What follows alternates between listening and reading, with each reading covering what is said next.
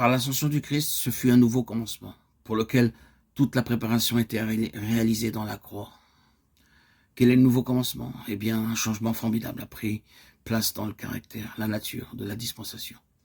Dans l'ancienne dispensation, sous l'ancienne alliance, tout était centré en un point de cette terre et dans une nation au sein des nations.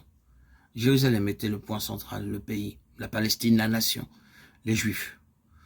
Tout était centré là. C'est concentré sur quelque chose de terrestre, de temporel et de passager, quelque chose, il est vrai, qui était capable de faire complètement faillite, comme cela s'est produit maintenant. La chose entière est retirée de la terre, et le point central de tout se trouve dans le ciel. Le ciel détient le centre de tous les intérêts divins, la source et les ressources de toutes les activités divines. Le ciel est maintenant le lieu, car lui-même s'y trouve. La nouvelle dispensation est caractérisée par ceci. Mais, oh, que l'Église n'avait ni oublié ni manqué de voir. Le centre, le quartier général, le siège du gouvernement se trouve maintenant dans le ciel. Au-delà du contact et de l'atteinte du temps, de la terre, du changement et de la possibilité de faillite. Sommes-nous trop familiers avec l'enseignement qui doit être rappelé, à savoir que l'Église est dès lors un peuple céleste et non pas terrestre, et que toutes nos bénédictions spirituelles sont dans les lieux célestes en Christ Jésus, Éphésiens 1:3. Tout maintenant est centré dans le ciel. Cela a en effet des applications pratiques très précieuses. Par exemple, considérez ceci à l'égard du Seigneur Jésus. Quand il se trouvait ici-bas sur terre, il était pour ainsi dire à la merci des hommes et des choses. Il était gouverné dans une très large mesure par des conditions terrestres. Les hommes pouvaient le traiter comme ils le voulaient, ce qu'ils firent.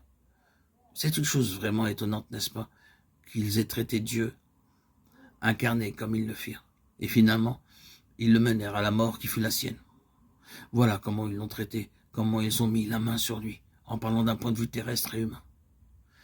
Mais personne ne peut faire cela maintenant, personne ne peut le toucher maintenant, personne ne peut en quelque manière que ce soit mettre la main sur lui maintenant. Il est bien au-dessus de toute condition et possibilité de ce genre. Est-ce que le fait de savoir cela n'apporte pas à nos cœurs un repos formidable, la satisfaction et le réconfort?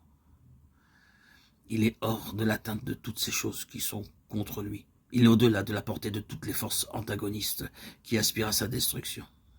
Il est bien au-dessus d'elles toutes, au-dessus de toute domination, de toute autorité, de toute puissance, de toute dignité.